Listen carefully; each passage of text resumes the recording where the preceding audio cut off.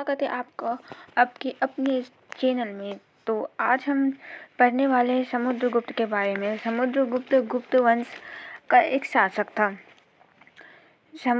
आज हम समुद्रगुप्त के शासनकाल, उपाधि, दरबारी कवि और उसके लक्ष्य और भी बहुत सी चीज़ों के बारे में आज हम पढ़ेंगे। और आज हम ये भी जानेंगे कि समुद्रगुप्त को भारत का नेपोलियन क्यों कहा जाता है, और समुद्रगुप्त ने कितने प्रकार के सिक्के चलाए, और भी चंद्रगुप्त के युद्ध के बारे में और भी बहुत सी जानकारी आपको इस वीडियो में मिलेंगे। तो शुरू करते हैं। समुद्रगुप्त का शासनकाल 350 से 375 ईस्वी तक का है। और समुद्रगुप्त ने कौन कौन से उपाधि प्राप्त की है? तो समुद्रगुप्त ने पराक्रमांक, अश्वमेध पराक्रम, व्याघ्र पराक्रम, अप्रतिरथ आदि ये 4 उपाधि समुद्रगुप्त ने प्राप्त की थी। और समुद्रगुप्त के दरबारी कवि कौन थे? समुद्रगुप्त के दरबारी कवि हरिसेन थे। हरिसेन ने प्रयाग प्रशस्ति अभिलेख की रचना की थी और इसकी स्थापना कौशाम्बी में की गई थी अशोक द्वारा। और कौशाम्बी से प्रयाग प्रशस्ति इलाहाबाद लाने वाला अकबर था। और समुद्रगुप्त के वास्तविक लक्ष्य धरनीबंध था। और धरनीबंध का मतलब होता है पृथ्वी को बांधना। समुद्रगुप्त का वास्तविक लक्ष्य धरनीबंध था और धरनीबंध का अर्थ होता है पृथ्वी को बांधना। और समुद्रगुप्त ने कितने प्रकार के सिक्के चलाए और कौन कौन से सिक्के चलाए? समुद्रगुप्त ने 6 प्रकार के सिक्के चलाए थे, जिसमें 6 सिक्कों के नाम है गरुड़ प्रकार। यह गरुड़ प्रकार का सिक्का सबसे ज़्यादा चलाया गया था। और दूसरा है धनुर्धर प्रकार, तीसरा परशु प्रकार, चौथा अश्वमेध प्रकार, पांचवा वीणा प्रकार और छठा एंड अंतिम सिक्का व्याघ्र पराक्रम प्रकार का। ये 6 प्रकार के सिक्के समुद्रगुप्त ने चलाए थे।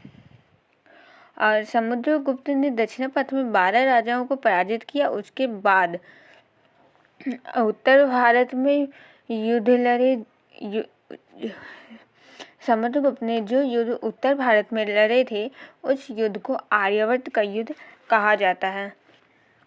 इसने 2 आर्यावर्त के युद्ध लड़े थे, प्रथम और द्वितीय। प्रथम आर्यावर्त के युद्ध में अच्युत, नागसेन, गणपति नाग को पराजित किया था। और दूसरे आर्यावर्त के युद्ध में उत्तर भारत के 9 राजाओं को पराजित किया था।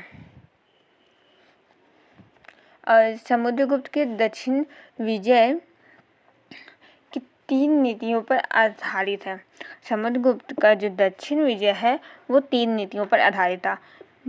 पहला है ग्रहण मतलब शत्रु पर अधिकार।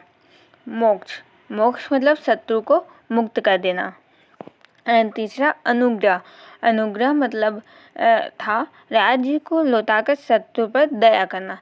ये 3 प्रकार की नीतियों पर समुद्रगुप्त की दक्षिण विजय आधारित थी। समुद्रगुप्त ने शक, कुषाण आदि शासकों को 3 विधियों से अधीनता स्वीकार करवाई, जिसमें से पहला है आत्मनिवेदन में सम्राट की अधीनता स्वीकार की जाती थी। और कन्या पायन में पुत्री का विवाह गुप्त शासक से किया जाता था। तीसरा मरुदबंधक, इसमें मुक्ति के लिए शासनादेश प्राप्त करना होता था। समुद्रगुप्त के प्रमुख पदाधिकारी। तो समुद्रगुप्त के प्रमुख पदाधिकारी में पहला आता है संधि विग्रह में युद्ध और संधि मंत्री होता था। एंड दूसरा कुमारामात्य उच्च श्रेणी का पद होता था। एंड महादंड नायक कौन होता था? हरिसेन। और ये जो हमने समुद्रगुप्त के प्रमुख पदाधिकारी के बारे में पढ़ा, तो इसमें जो संधि विग्रह, कुमारामात्य एंड महादंड, ये तीनों में हरिसेन बैठा हुआ था। समुद्रगुप्त के जीते गए क्षेत्रों को 5 भागों में विभाजित किया गया है। प्रथम में गंगा, यमुना और दोआब क्षेत्र, एंड दूसरे भाग में हिमालय की पूर्वी भाग, एंड तीसरे भाग में विंध्य क्षेत्र में आने वाला राज्य आर्विक, एंड चौथे भाग में पूर्वी दक्कन। दक्षिण भारत के 12 राज्य, जिसमें दक्षिण भारत के 12 राज्य शामिल थे, जिन्हें समुद्रगुप्त ने अधीनता से लेकर मुक्त कर दिया था। एंड पांचवा भाग था पूर्वी दक्कन। दक्षिण के एंड पांचवा भाग था शक कुषाणों को अधीनता स्वीकार करवाई। प्रयाग प्रशस्ति कौशाम्बी में स्थापित है, ये हमने पढ़ लिया। और प्रयाग प्रशस्ति को इलाहाबाद लाने वाला अकबर था। समुद्रगुप्त ने बौद्ध भिक्षु वसुबंधु को संरक्षण दिया था। समुद्रगुप्त का जो प्रयाग प्रशस्ति है वो संस्कृत भाषा में लिखा हुआ था, एंड प्रयाग प्रशस्ति की लिपि ब्राह्मणी थी, और ये लिपि ब्राह्मणी थी, और ब्राह्मणी बाएं से दाएं की ओर लिखा जाता है। प्रयाग प्रशस्ति में निम्न शासकों के नाम भी मिलते हैं हमें, जैसे कि अशोक, समुद्रगुप्त, अकबर, बीरबल और जहांगीर।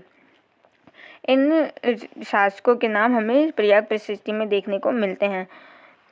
प्रयाग प्रशस्ति की रचना हरिसेन ने की थी ब्राह्मणी लिपि में, और प्रयाग प्रशस्ति चंपू शैली में आता है।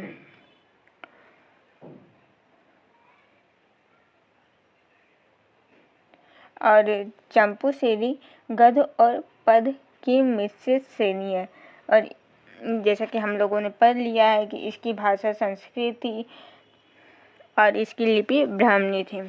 तो आज की वीडियो में बस इतना ही। ऐसे ही हिस्ट्री के नॉलेजेबल वीडियो के लिए हमारे चैनल को, अपने चैनल को सब्सक्राइब करें